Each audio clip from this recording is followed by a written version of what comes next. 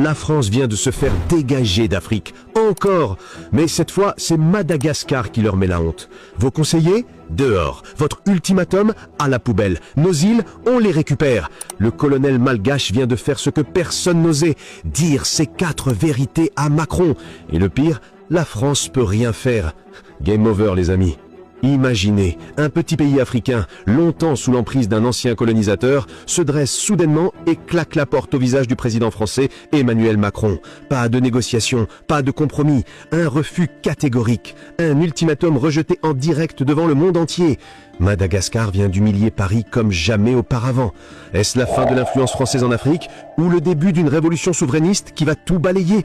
Reste avec moi, car ce qui se passe à Antananarivo pourrait changer l'histoire de l'océan Indien, et au-delà. C'est un tremblement diplomatique sans précédent. Après plusieurs semaines de tension à Antananarivo, la France vient de subir une humiliation qui fera date dans les annales de l'histoire africaine.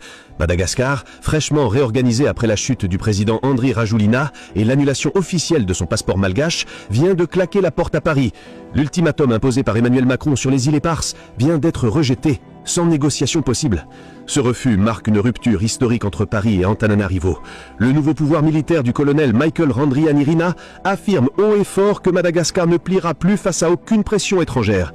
L'archipel, riche en pétrole, en gaz et en minerais, devient soudain le centre d'un bras de fer géopolitique entre un ancien empire colonial et une nation qui réclame enfin justice et souveraineté.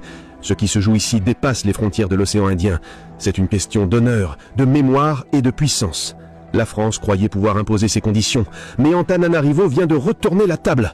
Et dans cette confrontation, une génération entière de jeunes malgaches semble décidée à écrire une nouvelle page de l'histoire africaine. La tension est palpable, des milliers de manifestants dans les rues, des militaires en alerte, et le monde entier qui retient son souffle. Qu'est-ce qui a mené à ce clash explosif ?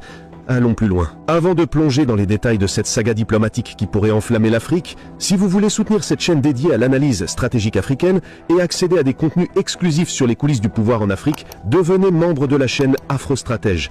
Dès maintenant, cliquez sur le bouton rejoindre ci-dessous. Votre soutien nous aide à continuer à décrypter ces événements cruciaux pour l'avenir du continent. Merci à nos membres actuels, vous êtes les véritables stratèges. Big up à Sophie Sigam.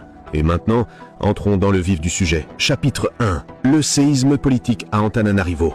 Tout a commencé au cœur d'un mois de septembre brûlant, où l'air était chargé d'une électricité palpable, comme avant un orage dévastateur. Antananarivo, la capitale malgache, vibrait d'une colère sourde depuis des semaines.